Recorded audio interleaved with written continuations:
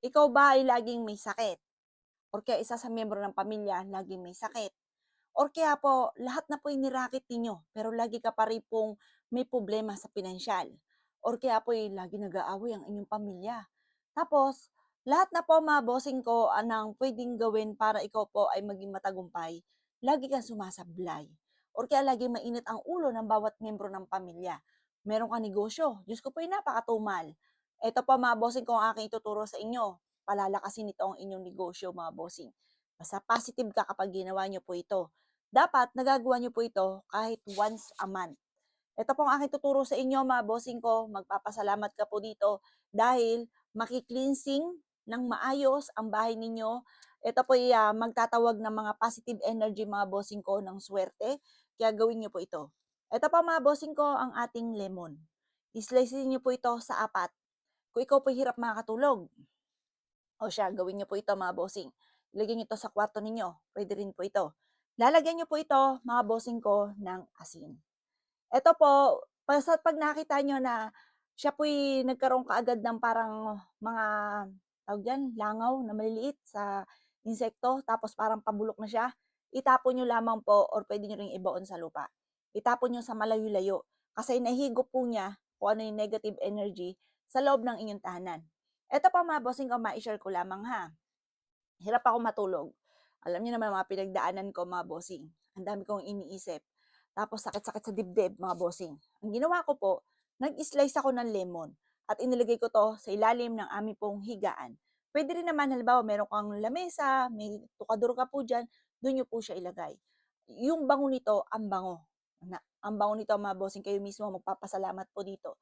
Pagkatapos mga bossing ko, nagki-cleansing po siya kasi ang lemon, isa rin po yan sa pinaka kasi 'di ba ang mga citrus, yung lemon, orange, isa rin po yan sa pinaka. Yan po ay magdudulot sa inyo ng swerte. Yan po mga bossing ko ay mabilis na humihigop ng negative energy. Sisimutin yan kung ano man ang kamalasan na nasa loob ng inyong tahanan. Kasi minsan, di ba, labas tayo ng labas. Ngayon, wala tayong pangontra sa kamalasan na ipapasok lagi natin sa loob kasi galing tayo labas, may mga kumapit na negative energy na hindi nyo nakikita, pinapasok natin sa loob. Kaya minsan mapapansin nyo na parang kumukuta ka na sa kamalasan, na ang daming problema pinagdadaanan, kailangan nyo lamang po ng pang-alis ng kamalasan kagaya po nito. Kapag lagi nag-aaway ng inyong relasyon, may mga tukso na hindi maiwas-iwasan, maglagay ka sa kwarto nito. Kapag pasaway naman yung anak, maglagay ka sa kwarto nito. Kahit once a month, magawa nyo po ito. Pero basta pag nabulok siya kagad, maraming negative energy, sa loob ng inyong tahanan, ilagay sa plastic at itapon sa basuran sa malayo. Mainam mas malayo para mailigaw natin mga bossing ko ang malas na yan mga boss at mapalitan ito ng swerte. Masalay kang positive mga bossing ko kung ano man ang problema mo.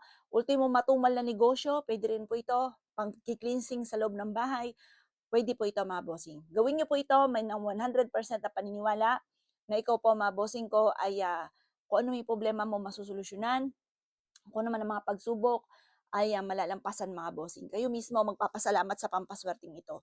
Ngayon pa mga bossing, kapag po kayo gumagawa ng ganito, huwag niyo na ipagsasabay kahit kanino. Kasi ang masaklap, kapag may mga taong naiinggit ka agad na baka ikay swertihin, nananalangin sila ng masama. Kaya mas mainam kapag po ikay gagawa ng ganito, isikreto niyo na lamang. Kasi ang masaklap kapag po daldal kayo ng daldal, may mga kumukontra. Eh, hindi nyo alam, malay nyo, kausap ninyo, may alam din. Kung gumawa ka ng ganito, hindi ka pa nakakagawa, naghihiwa ka pala ang po ng lemon, nakontra na. Nagamitan ka na agad ng kaliwa.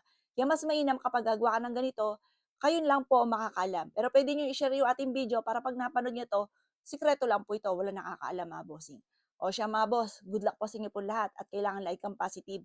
Mas mainam nakakagawa ka ng ganito kahit once a month. Magkano lang naman ang lemon at saka asin na mumurahin lang sa bangkita nyo lang mabibili. O mga bossing, good luck po sa inyo po lahat.